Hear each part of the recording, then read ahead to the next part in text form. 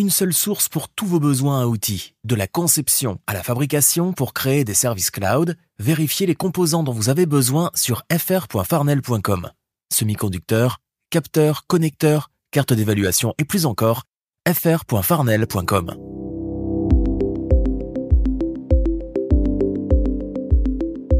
Bonjour, bonsoir, au microphone Bruno Guglielminetti, très heureux de vous retrouver pour cette nouvelle édition de Mon Carnet, l'édition du vendredi 14 juillet 2023, édition comme je l'ai dit aux Français pour leur anniversaire. Au menu cette semaine, on va parler de Proton, l'entreprise suisse, et d'un nouveau service qu'elle lance, le gestionnaire de mots de passe Proton Pass.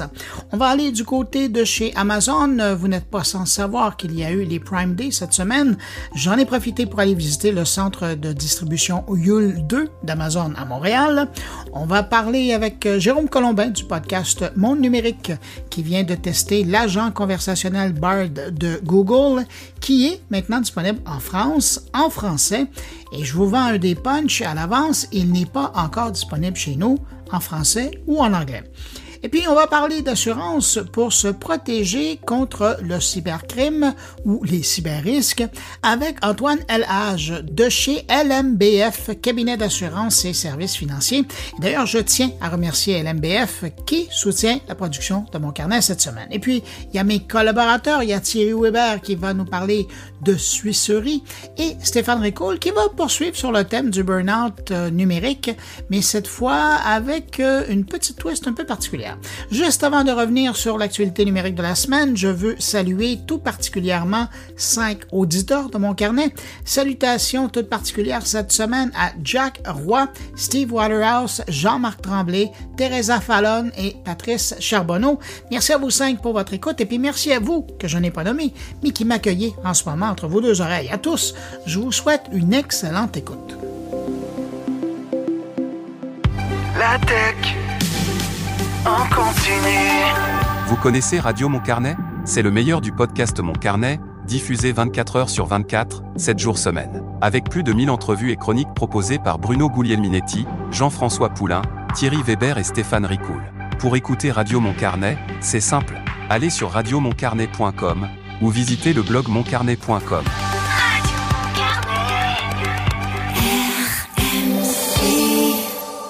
De retour au podcast Mon Carnet, en compagnie de Bruno Guglielminetti. En marge du lancement de Threads et de la loi C-18, il y a le ministre du Patrimoine canadien, Pablo Rodriguez, qui a laissé ouverte la possibilité de réglementer la nouvelle plateforme de médias sociaux de Meta. Dans le cadre de la loi sur l'information en ligne adoptée par le Parlement canadien il n'y a pas tellement longtemps. Je vous rappelle que cette loi oblige Google et Meta à rémunérer les médias pour les informations relayées ou réutilisées sur la plateforme. Interrogé sur l'inclusion du nouveau réseau social de Meta dans le projet de loi C-18, M. Rodriguez a répondu qu'il pourrait éventuellement être inclus dans la réglementation et pour cause, la plateforme connaît beaucoup de succès et a déjà atteint plus de 100 millions d'utilisateurs seulement en 5 jours d'existence. D'ailleurs, en passant, j'ai demandé une entrevue avec le ministre Rodriguez sur le sujet, mais pour le moment, je n'ai pas encore de nouvelles de sa part. TikTok fait son entrée sur le marché de la musique en ligne avec le lancement de TikTok Music qui vise à combiner des fonctionnalités sociales avec l'écoute de musique. La nouvelle application fonctionne de la même manière que les autres services de streaming, c'est-à-dire qu'on y retrouve évidemment un catalogue complet de musique et la création de listes d'écoute, mais elle recommande également des pièces musicales personnalisées basées sur la musique qui est devenue virale sur les vidéos du réseau social TikTok. Parmi les autres fonctionnalités qu'on retrouve dans TikTok Music, on trouve les listes de lecture collaborative, l'identification des pistes par empreinte audio et la recherche de chansons par parole. TikTok Music ajoute une dimension sociale supplémentaire en permettant aux utilisateurs de commenter publiquement les albums et les morceaux. Actuellement disponible au Brésil et en Indonésie, l'abonnement mensuel pour l'Amérique latine sera proposé à 3,49 $, soit le même prix que Apple Music dans ce pays. J'ai bien hâte de voir les réactions de Spotify et de Apple Music. Meta vient de lancer une nouvelle fonctionnalité d'avatar qui permet aux utilisateurs d'Instagram et de Messenger d'utiliser leur avatar numérique pendant les appels vidéo. Vous pouvez même répondre avec votre avatar. Cette fonctionnalité est similaire au Memoji d'Apple et suit les expressions faciales et les mouvements de bouche des utilisateurs pour rendre les interactions plus amusantes et sociales. Et bonne nouvelle, si vous êtes malhabile comme moi quand vient le temps de créer un avatar, peu importe la plateforme d'ailleurs, Meta teste actuellement une nouvelle fonction de selfie en direct qui servirait à la création d'avatars sur Facebook et sur WhatsApp. Un avatar qui pourrait enfin nous ressembler un peu plus. En tout cas, dans mon cas, ça serait pas de refus. Aux États-Unis, des sénateurs américains ont publié un rapport indiquant que les sociétés de préparation fiscale, je pense à ShareBlock, TaxAct et TaxSlayer, ont partagé les données personnelles de millions de clients avec les géants Meta et Google, et ça sans le consentement de leurs clients. Ces données ont été utilisées pour cibler des publicités et alimenter les algorithmes d'intelligence artificielle de Meta. Les sénateurs américains ont demandé aux organismes responsables d'appliquer la loi aux États-Unis à enquêter sur toutes ces infractions et malheureusement, pour le moment, on ne sait pas si au Canada, ces services avaient la même pratique. Si le sujet vous intéresse, j'ai fait un article sur le sujet qui est disponible sur moncarnet.com. On apprenait cette semaine que l'OCDE s'inquiète de l'impact de l'intelligence artificielle sur la conservation des emplois. Selon son rapport annuel sur les perspectives de l'emploi, l'adoption croissante de l'IA pourrait entraîner une vague de licenciements et la disparition de certains métiers à long terme. L'OCDE estime que 27% des emplois pourraient disparaître en raison de l'automatisation des tâches effectuées par ses employés. Plus tôt cette année, je vous le rappelle, Goldman Sachs avait également prédit que les intelligences artificielles génératives pourraient affecter plus de 300 millions d'emplois dans les pays développés. Bien que l'intelligence artificielle puisse améliorer la productivité, l'OCDE recommande de réfléchir à des stratégies pour garantir la stabilité du marché du travail et préconiser des interventions publiques pour assurer la responsabilité et la transparence dans les décisions prises en matière d'emploi avec l'aide de l'intelligence artificielle. Et puis, je termine avec cette petite information. Savez-vous que le marché des applications mobiles se porte toujours aussi bien? Pour le premier semestre de 2023, les dépenses mondiales sur les applications mobiles ont atteint 67,5 millions de dollars américains. Ça correspond à un bond de 5,3% par rapport au premier trimestre de 2022. Cette semaine, sur la planète Internet, c'était la grande vente Prime Day chez Amazon. 2 jours de solde sur des milliers et des milliers de produits. Et à la fin de ces 2 jours, on sait maintenant que Amazon a vendu presque 13 milliards de dollars seulement aux États-Unis. Et on dit qu'ils ont vendu plus de 375 millions d'items à travers le monde. Mardi dernier, le premier jour des Prime Day, je me suis dit que c'était une excellente journée pour aller visiter le centre de distribution Yule 2 de Montréal, qui normalement traite environ entre 30 et 40 000 commandes par jour, mais qui, cette journée-là, en a traité plus de 70 000. Après une grande visite des lieux, Jean-François Héroux, le directeur du site, le directeur général, si vous voulez, de l'endroit, a pris quelques minutes de sa journée pour s'asseoir avec moi et répondre à mes questions. Voici notre échange. Prime Days, ça représente quoi pour les gens de Yule 2 Montréal?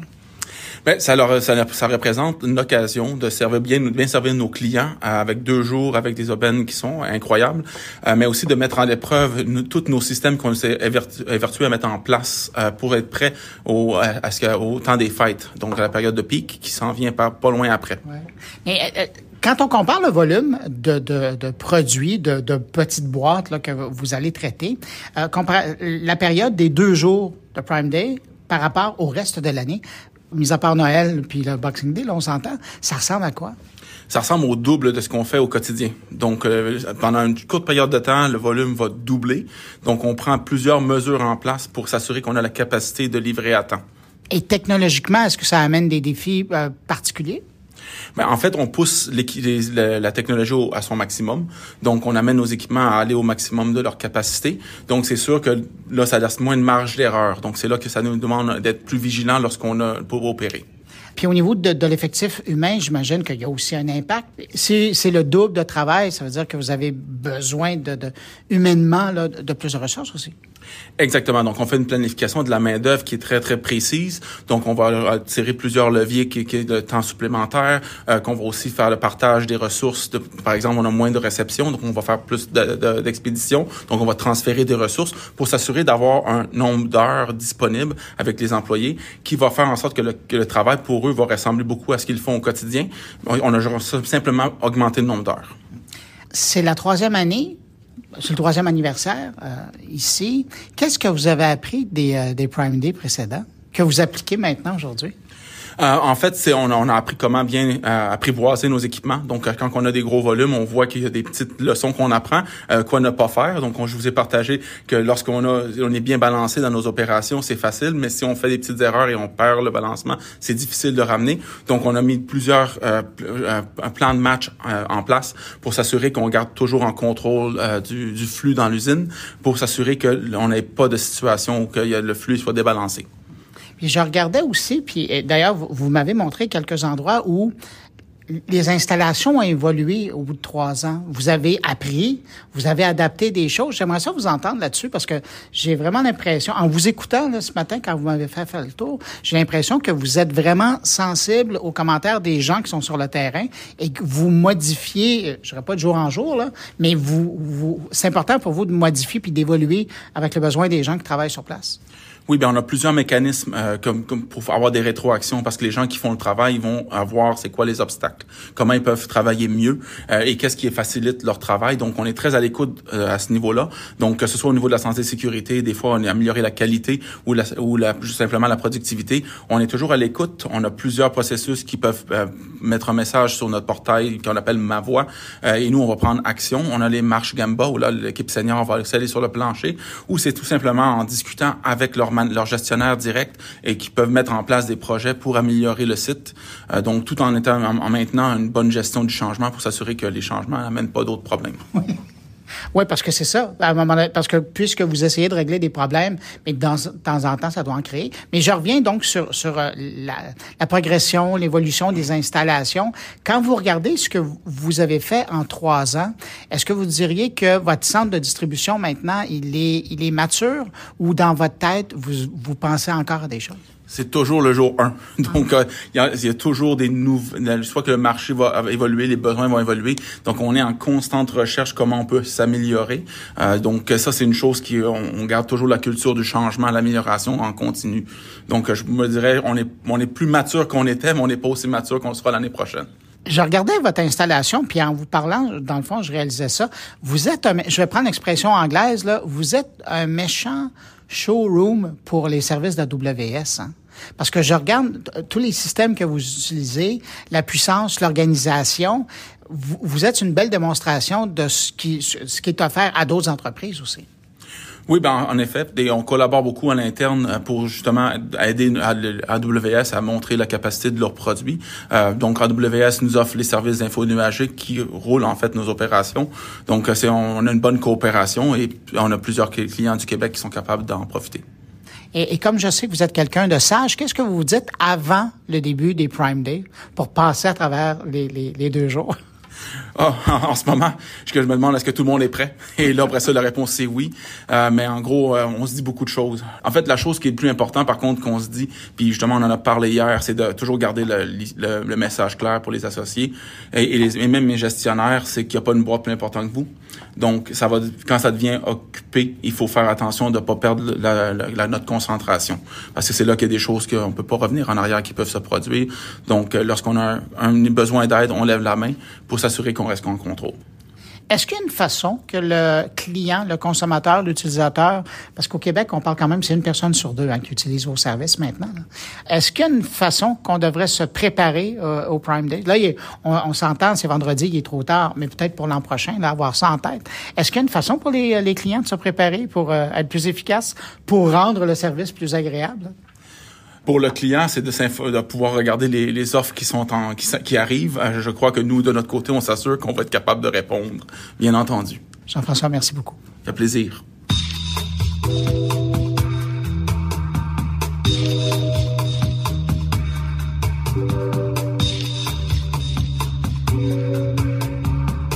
Par transparence, je commence en vous disant que je suis un utilisateur de longue date des produits de l'entreprise suisse Proton. Et j'aime tellement leurs services, qui sont pour la plupart d'ailleurs offerts gratuitement, que je paie même pour certains. Tellement j'apprécie la qualité des produits. Le premier service que j'ai utilisé, c'est environ autour de 2014, c'était leur premier service, le service Proton Mail. Une messagerie web chiffrée de bout en bout. Et puis, il y a eu d'autres services comme le stockage en ligne, le calendrier, le VPN. Et là, ils viennent de lancer ProtonPass, un gestionnaire de mots de passe, autant pour l'ordinateur que pour le mobile.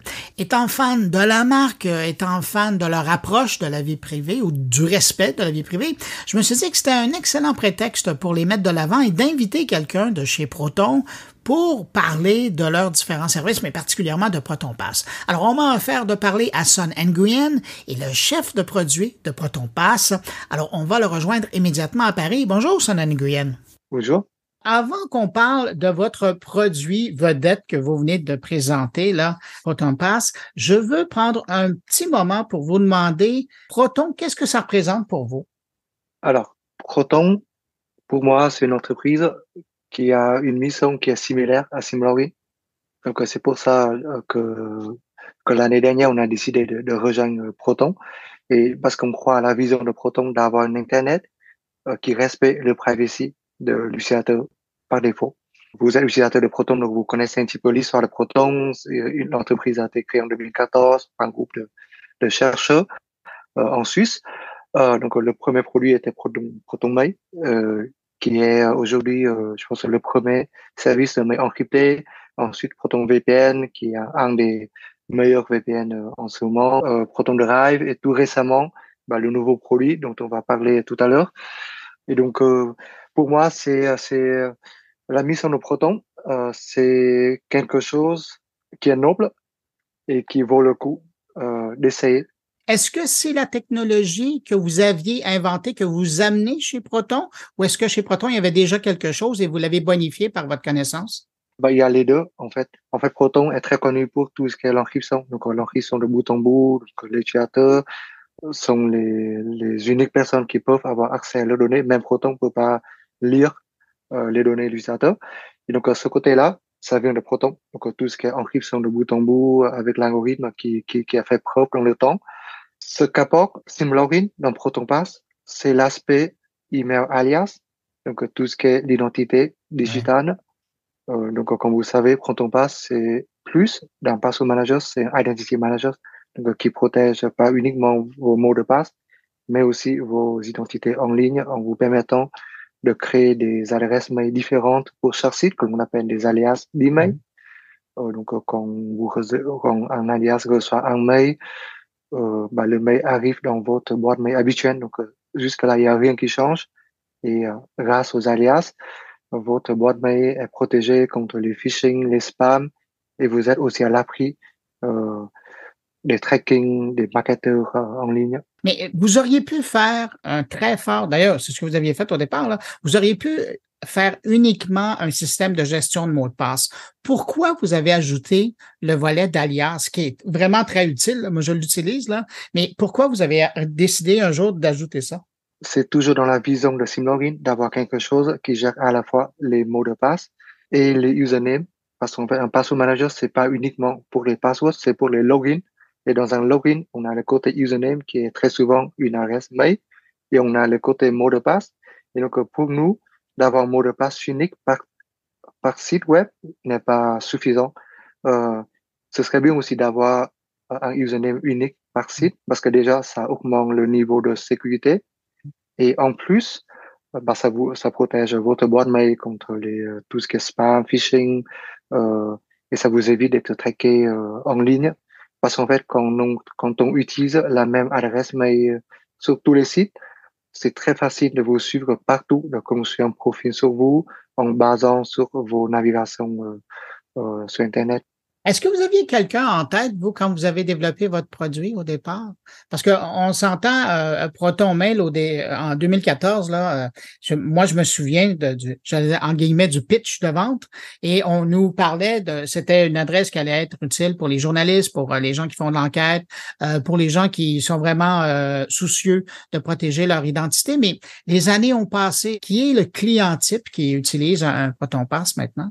En fait, ProtonPass, le target de ProtonPass, c'est le grand public, donc n'importe qui peut utiliser ProtonPass. Et c'est pour ça que le produit est designé en sorte que ce soit très facile à utiliser, que l'expérience utilisateur est très importante. Euh, Parce que pour nous, en fait, comme la mission de Proton est vraiment de démocratiser la privacy et la sécurité à tout le monde, donc Proton Pass a été créé avec le même objectif, c'est de permettre à tout le monde d'avoir un meilleur niveau de sécurité déjà, parce que c'est un password manager, mais aussi de privacy grâce aux alias de mail. Le mois dernier, c'est quand même pas rien, il y a Tim Berners-Lee, qui est le père du web, qui s'est joint au conseil consultatif de la société Proton. Ça fait quoi d'avoir dans l'équipe le créateur du web quand on est un artisan comme ça qui développe des outils pour le web?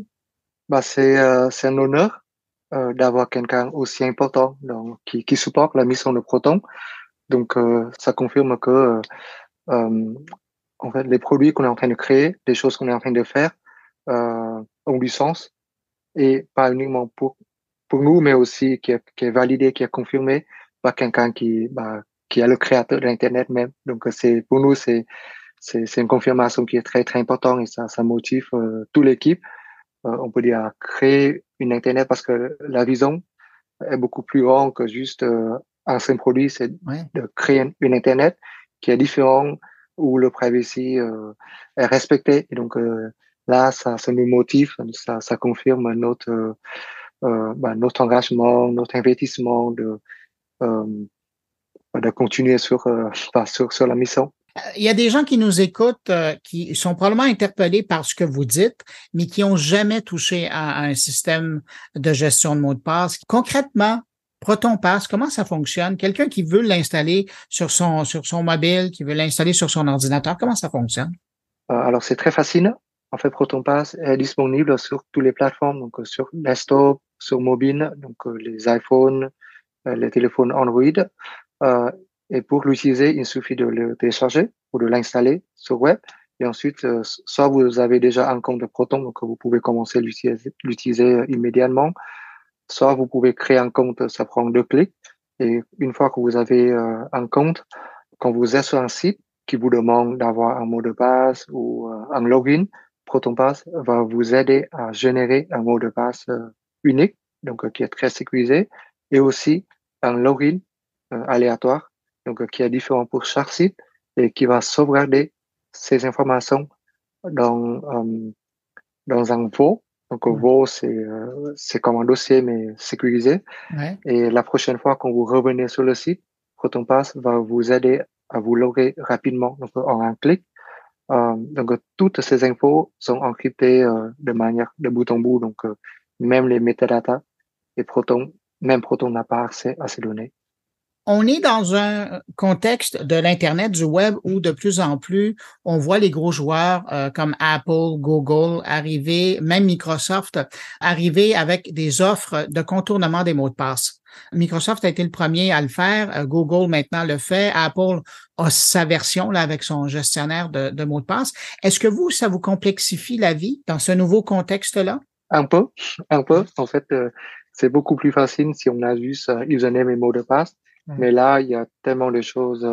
Donc, en fait, déjà, tous les logins ne sont pas les mêmes. Donc, chaque site modifie un petit peu leur version. Et donc, ce qui rend l'autofill, ce qu'on appelle l'autofill, c'est l'expérience de pouvoir se loguer très rapidement. Ça, ce qui rend l'autofill beaucoup plus compliqué à gérer. Et il faut que nous, on suive aussi tout ce qui est l'évolution en termes d'authentification pour pouvoir offrir à l'utilisateur le meilleure expérience. Mais on n'est pas trop inquiet sur ça parce qu'en fait, même avec l'arrivée, on peut dire des big tech comme Google, Apple, etc. Nous, on est quand même très différents par rapport aux big tech. Donc déjà, ProtonPass, c'est open source. Comme tous les produits de Proton, le code est totalement open source, donc tout le monde peut consulter, tout le monde sait qu'est-ce qui se passe derrière. Et pour nous, c'est très important, d'autant plus pour un outil qui gère nos données sensibles, comme un password manager. Et deuxièmement, en fait, Proton est connu pour tout ce qui est l'encryption. L'encryption de Proton, c'est pas quelque chose de nouveau, ça fait preuve dans le temps, etc. Et donc, Proton Pass est basé sur la même technologie. Et donc, ce qui peut rassurer les utilisateurs que leurs données seront bien protégées, qu'il n'y ait pas de faille, qu'il n'y ait pas de fuite, et les données sont uniquement visibles par eux et non pas par Proton ou n'importe qui. Voilà. Dernière question, et je veux avoir votre réflexion là-dessus. On parle c'est pas pour demain, là, mais c'est peut-être pour après-demain, l'informatique quantique. Il y a quelques ordinateurs à travers le monde. On espère qu'il y a pas d'organisations criminelles qui ont encore leur propre ordinateur quantique, mais un jour, ça va probablement arriver. Et quand on parle d'encryptage, d'encodage, des mots de passe, de l'information, c'est tout un défi pour vous, ça. Parce qu'aujourd'hui, avec les machines qu'on a, on peut arriver à décoder un code, mais ça prend une éternité encore. Mais avec un ordinateur quantique, on va pouvoir le faire plus facilement. Est-ce que vous êtes déjà en train de penser à ce moment-là où vous aurez aussi accès à un ordinateur quantique pour encrypter les données? De ce que je vois, c'est que chez Proton, on a une équipe de chercheurs de cryptographie, donc qui se concentre sur toutes les technologies de crypto les plus à jour et de trouver le meilleur moyen de protéger toujours de protéger les données de l'utilisateur de manière le plus optimale possible contre tous les on va dire les nouvelles technologies comme les ordinateurs quantiques, etc. Dans la cryptographie, nouveau, ça veut pas dire meilleur. Donc il y a ces choses-là à prendre en compte. Donc c'est pas parce qu'il y a des nouvelles technologies qui sont disponibles qu'il faut sauter tout de suite sur la technologie. Il faut peut-être prendre un petit peu de recul, d'analyser les pros et cons avant de prendre la décision. Et c'est ce qu'on fait chez Proton avec une équipe de gens qui sont experts dans le domaine et qui sont beaucoup plus forts que moi, évidemment. Et ils ont fait leurs études dedans, c'est leur spécialité. Et ils gardent un œil tout près sur tout ce qui est de nouvelles technologies, l'ordinateur quantique, pour être sûr que si un jour ça devient une réalité, Proton saura quoi faire pour encore protéger les données utilisateurs. Votre sagesse est rassurante. Ma vraie dernière question, quelqu'un qui est intéressé, parce qu'on le disait maintenant, Proton Pass est disponible sur toutes les plateformes, quelqu'un qui veut le télécharger, quelqu'un qui veut l'installer, par où il passe pour accéder à Proton Pass? Oui, il suffit d'aller sur proton.me et là, vous allez voir Pass et vous cliquez sur Pass et après, il y a des liens de téléchargement qui sont disponibles pour toutes les plateformes. Excellent. Sonny Nguyen, je rappelle, vous êtes le chef de produit pour Proton Pass, puis on vous rejoignait à Paris. Merci beaucoup d'avoir pris du temps pour répondre à mes questions. Merci beaucoup, Bruno. Au revoir. Au revoir.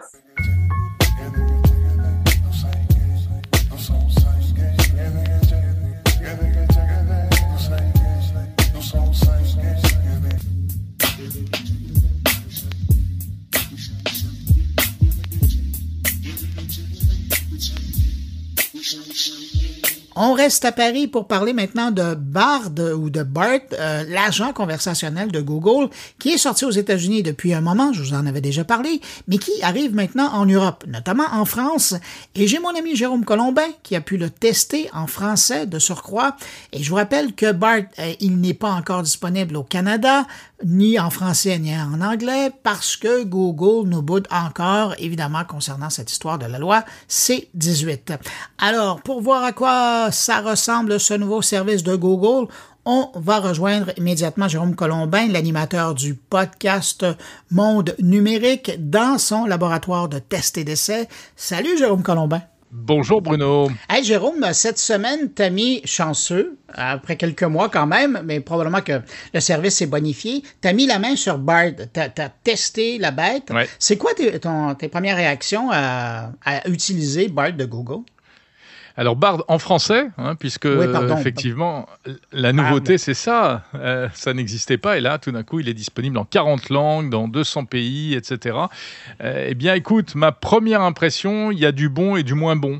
Je trouve qu'il y a des petites choses qui sont sympathiques, ne serait-ce qu'au niveau de l'interface, au niveau de certaines fonctionnalités. Par exemple, on peut lui envoyer des images, on peut aussi avoir une sortie sonore, c'est-à-dire que du coup, eh bien, le modèle d'intelligence artificielle ça ajoute un petit côté, j'allais dire humain, non pas humain, mais enfin conversationnel audio, puisqu'il suffit de cliquer sur un bouton et c'est la synthèse vocale de Google qui va lire le message. Mais cela dit, ça ne fait pas oublier certaines faiblesses qui sautent très vite aux yeux quand on l'utilise. Par exemple, on dit alors sa force, c'est d'être connecté à Google. Donc normalement, il n'est pas comme ChatGPT avec une mémoire qui s'arrête à fin 2021. Mais en réalité, ça ne l'empêche pas de raconter n'importe quoi.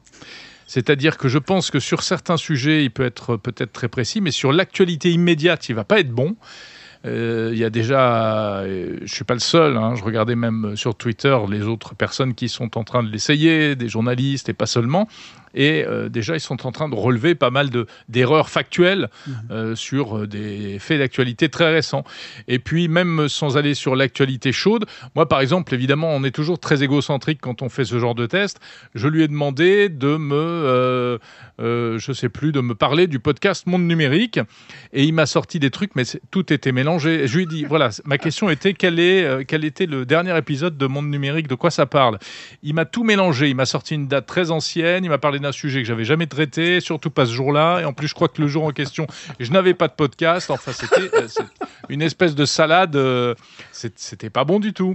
Donc conclusion, Bard peut tout à fait halluciner comme ChatGPT. Il n'est pas plus sage, il n'est pas plus sérieux que ChatGPT, et ça c'est quand même un peu un problème. On l'avait déjà vu en fait dès la démonstration initiale par Google, il y avait eu un problème, mais ce problème-là ne peut pas être réglé. Je pense que c'est inhérent en réalité aux outils qui sont utilisés, à ces fameux grands modèles de langage qui fonctionnent par des systèmes prédictifs. J'ai testé aussi effectivement la commande vocale, ça c'est vrai que c'est amusant. Je lui ai demandé précisément s'il connaissait le podcast Mon Carnet de Bruno Guglielminetti. Alors, accroche-toi bien, écoute sa réponse. Oui, je connais le podcast Mon Carnet de Bruno Guglielminetti. C'est un podcast hebdomadaire qui couvre l'actualité numérique avec des invités de l'industrie et des experts. Le podcast est disponible sur toutes les grandes plateformes de podcast. Bruno Guglielminetti est un journaliste et entrepreneur technologique. Il est le fondateur de la société de médias numériques TechCrunch et il a travaillé comme journaliste pour de nombreux médias, notamment Le Monde, Libération et Le Figaro. Mon Carnet est un podcast intéressant et informatif qui couvre l'actualité numérique. Il est un excellent moyen de se tenir au courant des dernières tendances et développements de l'industrie. Voilà, donc tu es un investisseur québécois très connu, c'est ça. Et alors, je te rassure, j'avais déjà posé la question avant, tu étais quelqu'un d'autre. À ce moment-là, tu étais un journaliste français qui avait travaillé au Monde et au Figaro. Ah ben oui. Donc tu vois, c'est n'importe quoi. Ouais. C'est pas mieux que ChatGPT. C'est un peu le problème de Bard. Non, mais c'est le vrai problème, c'est qu'il hallucine tout autant. Et en plus, moi, je vais poser des questions un peu plus professionnelles, entre guillemets.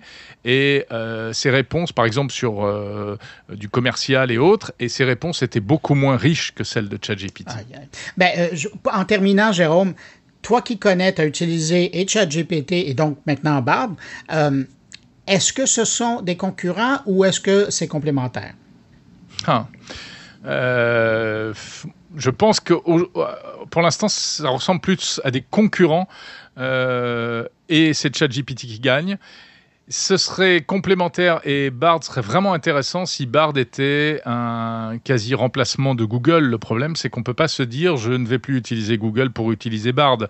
Ça marchera juste si on cherche une recette de cuisine ou un poème ou un petit... Alors, comme le disent les gens de Google, c'est une assistance à la création pour t'aider à mettre tes idées en place, etc. Mais ce que fait déjà ChatGPT également. Ouais. Mais grosse déception quand même sur sur la manière dont il utilise les connaissances qu'il serait censé avoir parce qu'il émane de Google. Ouais, on a l'impression qu'il n'y a pas d'ordonnancement dans l'information qu'il va chercher. Tu sais, le truc logique à faire quand on demande des questions sur quelque chose, c'est d'aller vérifier sur Wikipédia qui est la personne, qu'est-ce qu'est l'organisation, mais on ne sent pas avec BART qu'il y a ça. Non, mais parce que je pense que ça tient au fonctionnement intrinsèque de ces modèles. C'est ce qu'explique Yann Lequin, c'est que c'est la limite du truc. Ces outils ne réfléchissent pas vraiment. Ouais. Ils mettent des mots bout à bout et ils calculent des probabilités pour que le mot qui vient et les mots qui soient autour des autres soient cohérents. Mais il n'y a aucune compréhension du sens de ce qu'ils racontent. Ben écoute, Jérôme, merci pour ce clin d'œil au BART en français. Merci de m'avoir appris que j'ai écrit pour Le Figaro et Le Monde. D'ailleurs, je vais contacter la direction. Une belle carrière. Ouais, parce que je pense que si je refais une troisième fois le test, il va me dire que tu es, je sais pas quoi, champion cycliste ou un truc comme ça. Ah, ben, je serais peut-être intéressé à savoir, question de me préparer. Et puis, ben écoute, je te dis à la prochaine parce que j'espère bien qu'on va poursuivre ce genre d'échange-là, de discussion. Avec grand plaisir. Allez. J'espère aussi. Très bonne idée. Tiens, reparlons-en. Et puis tiens, pendant que je rappelle quand même que cette semaine, j'ai le privilège d'être dans ton podcast parce que, oui. D'ailleurs, je vais mettre un lien tout en bas du sommaire de l'émission pour aller écouter ton podcast. Voilà, tout est dit. Si tout ça, c'était pas... C'est magnifique comme c'est complémentaire. Allez, salut puis à bientôt. Salut Bruno.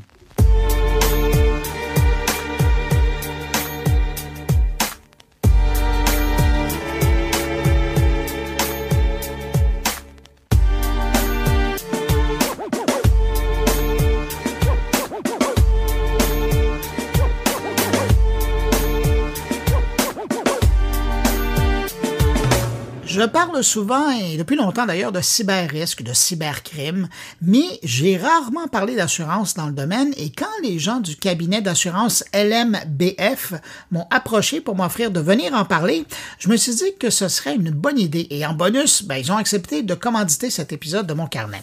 Et là, on parle avec des gens qui, au fil des ans, ont développé un savoir-faire en la matière d'assurance pour couvrir les nouvelles réalités du monde numérique. D'ailleurs, si ça vous intéresse, mon invité me disait qu'ils offrent des sessions d'information de 2 heures sur le sujet. Si ça vous intéresse donc, vous trouverez plus de détails sur leur site lmbf.ca. Mais pour le moment, je vous propose d'écouter mon entretien sur le sujet avec Antoine Elhage. Il est vice-président développement des affaires et recrutement chez LMBF, cabinet d'assurance et services financiers. Bonjour Antoine Elhage. Bonjour. Quels sont les risques liés au cybercrime auxquels les PME sont confrontées? Basé sur les statistiques de Statistique Canada, les dernières données qui sont sorties, en fait, il y a à peu près 65% des PME qui sont victimes de cyberattaques. Parmi ces PME, il y a malheureusement un très grand nombre qui sont obligés à déclarer faillite par la suite parce qu'ils n'ont pas les couvertures pour les supporter suite à une attaque. Au niveau des effets directs, il y en a plusieurs. Donc, ça peut être autant au niveau de perte de données, perte financière, ingénierie sociale, par exemple, hameçonnage. Tu peux avoir des obligations légales qui peuvent être attachées à une cyberattaque parce que la compagnie va devoir aviser tous ses clients. Ils vont devoir mettre des notifications dans les bureaux de crédit, TransUnion et Equifax. Et tout ça, c'est très dispendieux pour la compagnie. Et plus la compagnie est grande, plus il y a un nombre élevé de clients, plus la facture qui vient avec va être énorme. Après ça, pour les entreprises de manufacture, par exemple, ça peut être au niveau de l'interruption de chaîne de production qui peut être très coûteuse à la compagnie. Dans plusieurs situations, on a observé des demandes de rançon. Donc, les arnaqueurs vont demander une rançon à la compagnie pour leur redonner les données qu'ils ont volées ou bien pour leur donner une garantie de ne pas vendre ces données sur le marché noir, par exemple. Il y a la vente de données sur le marché noir, je viens tout juste de mentionner, mais dans le cas où la compagnie, par exemple, ne sont pas en mesure ou n'ont pas les moyens financiers pour payer la rançon demandée, les données vont se retrouver sur le marché noir au plus payant, en fait. Ça va être vendu. Il y a des pertes d'équipement aussi. Des fois, les équipements informatiques ne sont pas récupérables. Donc, il y a des équipements qui doivent être remplacés. Il y a les vols d'identité et en dernier lieu, pour la compagnie, un effet qui est très, très négatif, en fait, c'est la faillite. Mais là, ce que j'entends, ça, c'est tous les risques et toutes les choses qui pourraient arriver quand on parle de cybercrime. Mais quand on est assuré contre le cybercrime, comment l'assurance vient nous aider ou vous intervenez dans ces différentes choses-là? Avant de parler d'assurance, moi j'aimerais te dire qu'il y a un niveau très important que la compagnie doit prendre, c'est de s'assurer qu'au niveau humain, de leurs employés, ils sont bien structurés, les employés sont bien formés pour éviter de faire des erreurs, comme par exemple quand tu reçois un courriel d'hameçonnage, d'être alerte au moins, pour essayer d'éviter ça. Mais on s'entend, c'est des humains, donc tout le monde est porté à faire des erreurs. Et c'est là où l'humain échoue que l'assurance va intervenir. Donc, au niveau des garanties, qu'est-ce que ça couvre? Donc, il y a premièrement, c'est en deux parties. Tu as premièrement la perte subie par l'assuré lui-même et en deuxième lieu, tu as les pertes subies par les clients de l'assuré. Les deux peuvent être couverts de différentes façons. Au niveau des pertes subies par l'assuré lui-même, ça veut dire par le client qui a souscrit à une police d'assurance cyber, il y a plusieurs garanties. En fait, je vais te nommer les plus importantes et celles qui sont le plus couramment à payer des couvertures et des garanties en cas de réclamation. Donc, en premier lieu, tu as les frais pour le recouvrement de données et matériel informatique. Ça, c'est couvert. La perte d'exploitation liée à une interruption. Donc, quand il y a une cyberattaque sur une compagnie, les systèmes sont, il n'y a plus rien qui est fonctionnel. Il y a certainement une perte de revenus qui est liée à ça. Ça peut être couvert par l'assurance. Ça couvre aussi s'il y a des carences de fournisseurs suite à l'attaque. Les frais d'extorsion, comme on a parlé un peu plus tôt, et les vols. Tout ce qui est vol lié aux cyberattaques, vol de données, vol d'informations, ça peut être couvert aussi. Ça, c'est pour l'assurer lui-même. En fait, je suis en train d'en parler en résumé parce que la cyberattaque, on peut en parler pendant 2-3 heures et on aura à peine couvert la totalité, mais je te donne les grandes lignes de qu'est-ce que ça couvre. Et c'est un produit qui est quand même nouveau au niveau de l'assurance.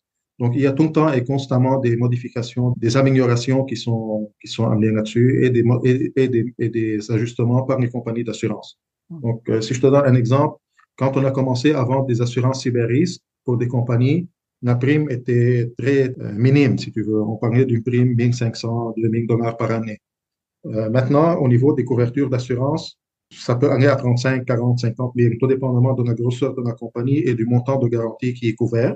Et surtout de comment la compagnie est structurée informatiquement et le système de sécurité qu'ils ont fait pour protéger leurs données, ça joue un rôle très important sur la prime parce que la compagnie d'assurance doit prendre ça en considération.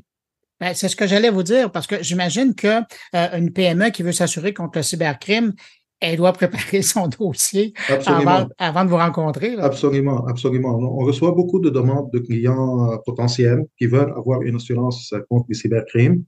Et quand on complète les propositions avec le client, on envoie à nos fournisseurs en assurance. Dans bien souvent des cas, c'est un refus automatique. Ah ouais. Oui, refus définitif dans le fond. Oui, dans d'autres cas, il y a des acceptations conditionnelles à ce que le client installe un VPN, par exemple, ou installe un système de sécurité quelconque, ou bien un double système de sécurité. Donc, il y a des recommandations. Et les compagnies d'assurance, qu'est-ce qu'ils vont faire? En fait, ils vont engager des spécialistes qui vont faire un scan sur les systèmes de la compagnie et voir s'il n'y a pas des ouvertures open port, qu'on appelle en anglais, par lesquelles les arnaqueurs peuvent intégrer le virus et planifier leur attaque.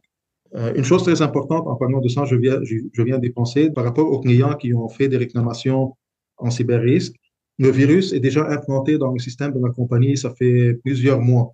Mm-hmm. En fait, ils vont le mettre là, il est dormant, il fait aucune action. Tout ce qu'il est en train de faire, c'est de trouver des failles dans le système pour attaquer et prendre toutes les informations qu'ils veulent avoir, en fait. Est-ce qu'il y a des domaines, des secteurs d'activité qui sont plus propices à demander ce type d'assurance?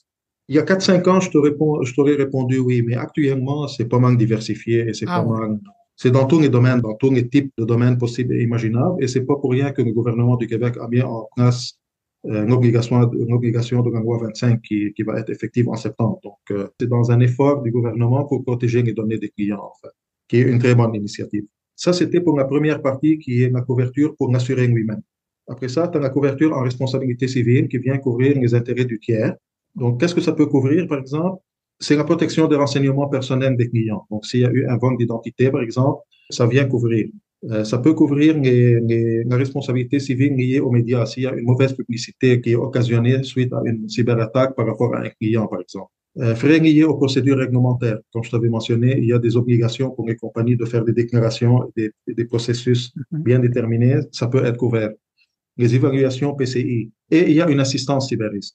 Le client, quand il y a une arnaque ou quand il est hack, dans le fond, la compagnie d'assurance va lui offrir un support et une équipe spécialisée dans les recherches, la négociation avec les arnaqueurs, parce qu'on s'entend qu'un client lui-même, s'il est propriétaire d'une compagnie, il se fait demander une rançon, il n'y a pas les moyens, ni les connaissances, ni probablement les habiletés pour négocier avec les criminels. Donc, la compagnie d'assurance va fournir ce support pour lui aussi. Quand je vous écoute, j'ai l'impression que dans une stratégie de cybersécurité pour une PME, donc ça passe nécessairement maintenant par une assurance, en plus des mécanismes qu'ils vont mettre en place. En fait, il faut que ça soit fait en différents niveaux.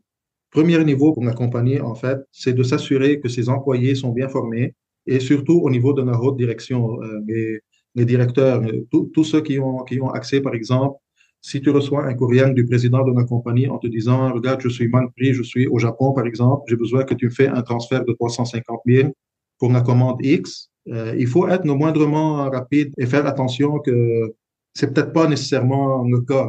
Même si le président a envoyé un courriel, il faut qu'il y ait une mesure de double sécurité. Donc, ça doit être instauré et installé en avance.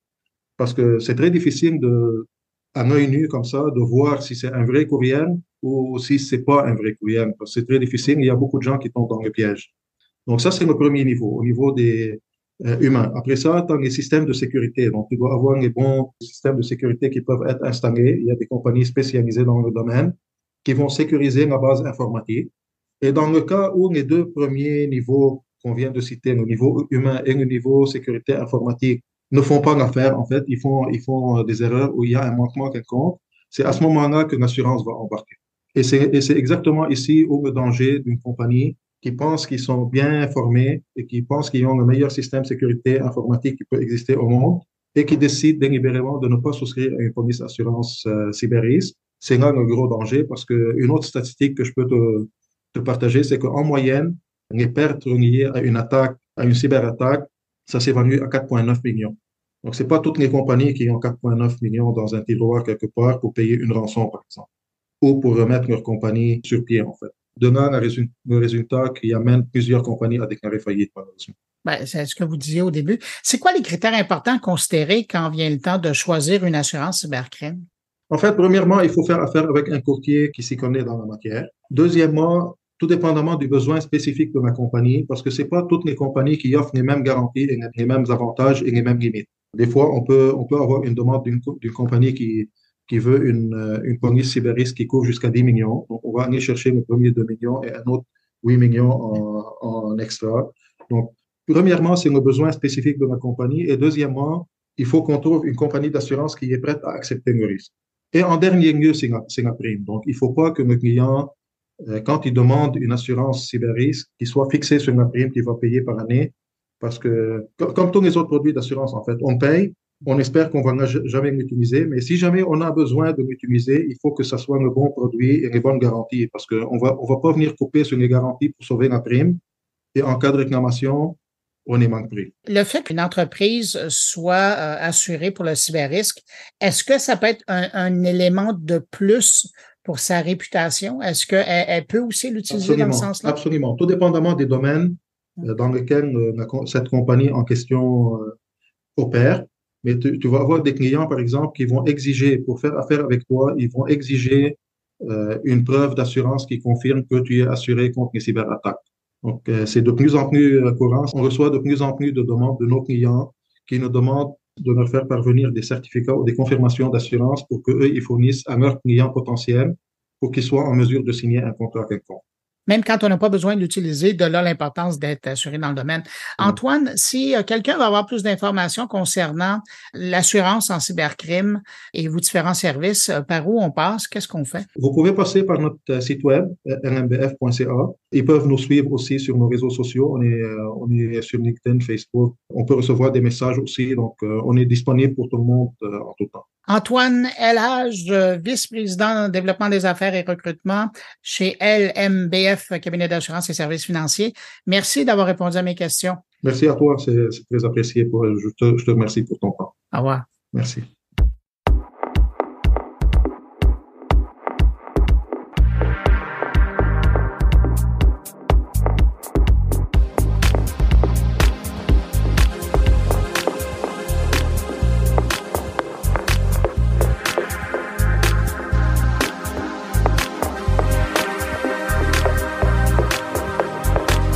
C'est au tour de mes collaborateurs maintenant et on commence avec Thierry Weber. Thierry Weber qui va à nouveau de sa Suissitude en nous parlant du défi des noms de domaine en Suisse pour les sites web qui veulent faire local. Bonjour Bruno, bonjour les auditeurs de mon carnet. Vous en êtes peut-être douté, j'essaye dans chaque chronique que je fais ici pour mon carnet, à l'usage de Bruno, qui m'accueille chaque semaine, je le remercie.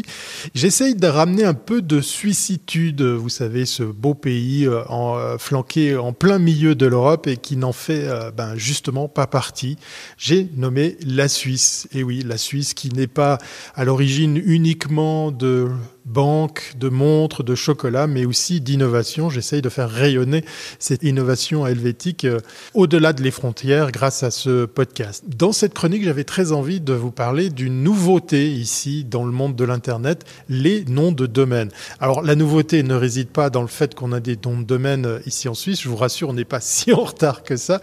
Mais il y a un nom de domaine pour lequel c'était pas si facile de pouvoir y prétendre. C'était pas si facile de l'obtenir, que ce soit pour votre entreprise, votre marque, c'est le .suisse. Alors vous l'écrivez à l'anglais, à l'anglaise, S-W-I-S-S, Suisse, voilà. Comme on a plusieurs langues, j'imagine, avec nos 4 langues nationales, ça a été plus simple de partir sur l'anglais. Et grande nouveauté, dès l'an prochain, les personnes physiques, elles aussi, et les entreprises individuelles, comme les auto-entrepreneurs, pourront obtenir des noms de domaine en .suisse.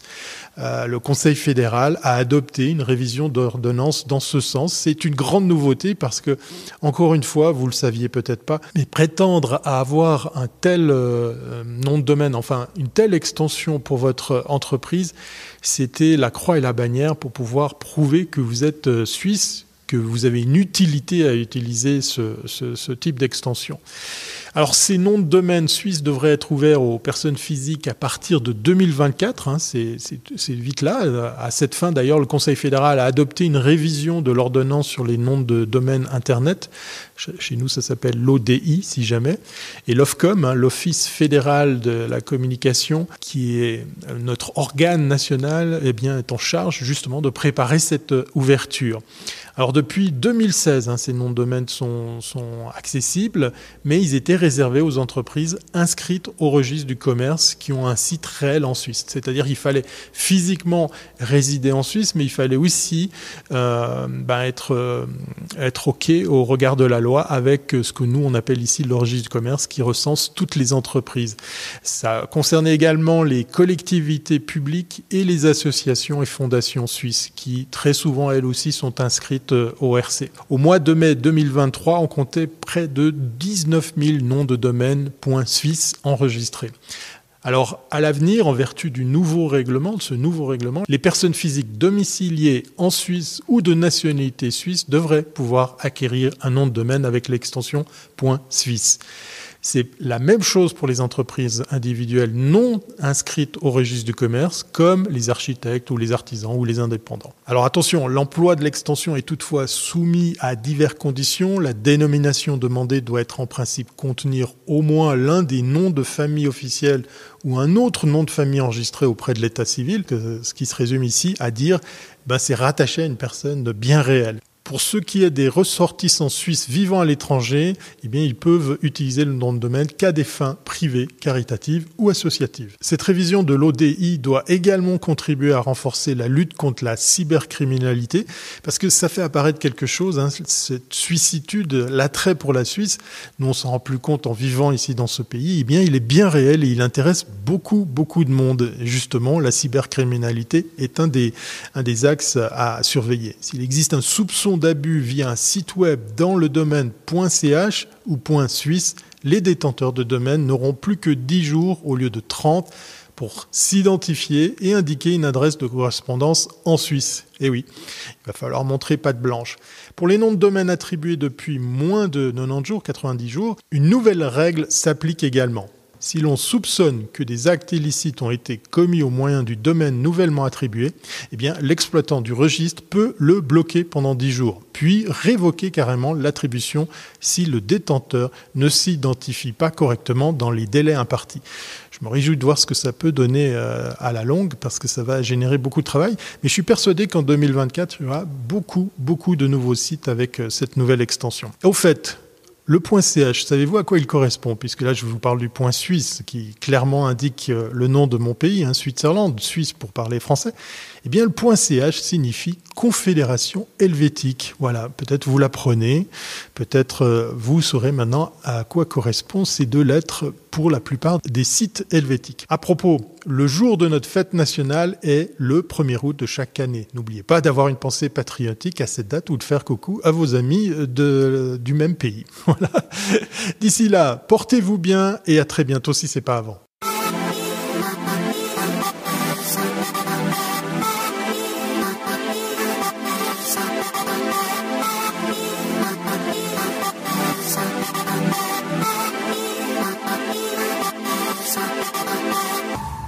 La semaine dernière, Stéphane Ricoul a vraiment eu beaucoup de succès avec son billet sur le burn-out numérique.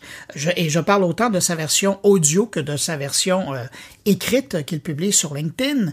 Il arrive cette semaine à y faire une suite, mais cette fois en passant par Xavier Dolan. Vous allez voir, c'est très fort.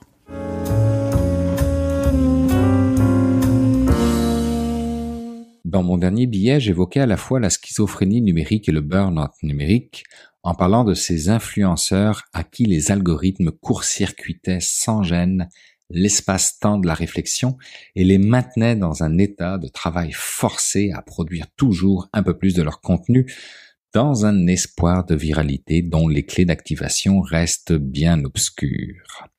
Puis, il y a eu l'épisode Xavier Dolan. Ce génie créatif, n'ayons pas peur des mots, qui fait la fierté des Québécois de partout dans le monde. Artiste accompli, artiste boulimique de création, artiste aimé et respecté, mais aussi artiste fatigué, artiste qui veut prendre une pause. Dans un court laps de temps, nous l'avons même cru dépressif. Dans ce même court laps de temps, j'ai adoré la réflexion qu'a fait dans mon LinkedIn mon amie Elisabeth Starenkij, associée principale et coprésidente à la tête chercheuse. Avec son autorisation, je reprends ici l'intégralité de son post qu'elle a publié juste après la sortie du premier article de la presse comme quoi Xavier Dolan mettait fin à sa carrière de réalisateur. Voici donc ce qu'elle a écrit. La lecture de cet article me fait réfléchir. Les artistes ont toujours été le miroir des ressentis profonds, des malaises non avoués, des désespoirs brûlants, mais aussi des espoirs qui propulsent par en avant. Alors si ceux-là même, qui doivent avoir l'énergie et l'ambition pour inspirer le futur, s'avouent épuisés, où allons-nous? L'IA va-t-elle remplacer l'humain parce que ce dernier est épuisé? Il n'en fallait pas plus pour que je me dise, et si effectivement l'IA pouvait servir de béquille à l'humain? Peut-être même sert-elle déjà de béquille après tout. Quand on voit l'adhésion fulgurante à ChatGPT, on est en droit de se poser la question. Peut-être sommes-nous déjà tous trop fatigués pour avancer au rythme que l'économie numérique nous impose. Et parce qu'elle nous épuise, cette dernière nous offre aussi la solution à notre problème. Pratique, bien pensé par ces géants du numérique.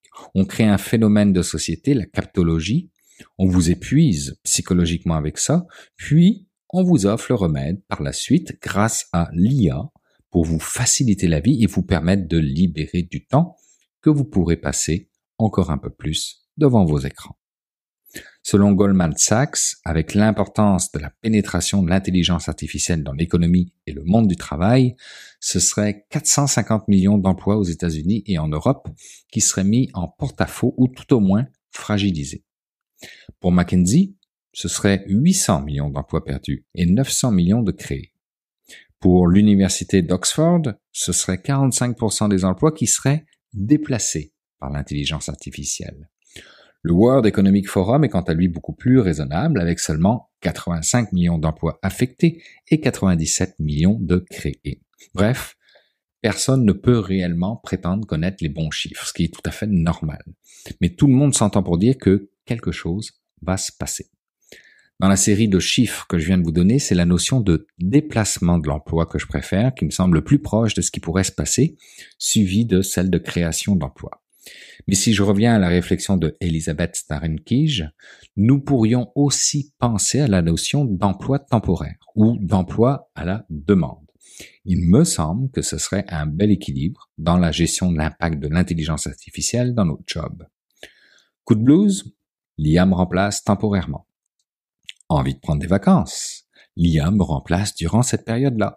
Nos messages d'absence courriel pourraient devenir en cas d'urgence. Veuillez contacter mon double numérique à l'adresse double2moi@ia.ca. Néanmoins, comme le dirait Gilles Babinet dans son dernier article dans Les Échos, la force de l'habitude ralentit considérablement la vitesse de diffusion des nouvelles technologies. Il faut parfois des dizaines d'années pour diffuser de nouveaux usages, même si les gains productifs évidents sont à portée de main. Alors, pas trop de panique à avoir, on aura le temps de gérer. Mais sachez que les gains de productivité grâce à l'IA sont tout de même estimés à 35% d'ici 2035. Le point d'Elisabeth Starrenkige est plausible. Remplacer l'IA par l'humain lorsqu'il est fatigué. Après tout, les intelligences artificielles que nous avons actuellement sont des intelligences artificielles étroites. Elles savent faire une chose, piloter une voiture ou jouer au jeu de Go. Elles ont un focus sur des tâches spécifiques, mais gare aux IA générales, celles qui auront conscience d'elles-mêmes. Comme dirait Asma Mala pour le média Brut, Asma Mala étant une autre personne qui me passionne lorsqu'elle se prononce sur l'économie numérique, il faut que la conversation soit aujourd'hui collective et politique sur ce que l'on veut faire de ces technologies, soit existantes, soit émergentes. Le politique ne peut pas se contenter comme unique réponse de la réglementation ou de la loi. Le sujet est beaucoup plus large, beaucoup plus civilisationnel que simplement dire « on va mettre un règlement ». Et le risque, ma chère Elisabeth, de remplacer temporairement Xavier Dolan par une IA, oui, je sais, c'est pas tout à fait ce que tu as dit, mais je trouvais que ça s'y prêtait bien pour ma conclusion, c'est qu'un jour, celle-ci sera une IA générale. Et en ayant donc une conscience d'elle-même, elle finira en grosse fatigue elle aussi. Mais alors, qui remplacera l'IA qui aura remplacé Xavier Dolan? Ah bah oui, bien sûr, ce sera Xavier Dolan lui-même, car il aura eu le temps de se reposer. Donc finalement, l'humain aura toujours le dessus sur tout le reste, sauf Dame Nature. Peut-être devrions-nous être un peu moins à l'écoute de nous-mêmes et un peu plus à l'écoute de la planète qui nous accueille depuis si longtemps.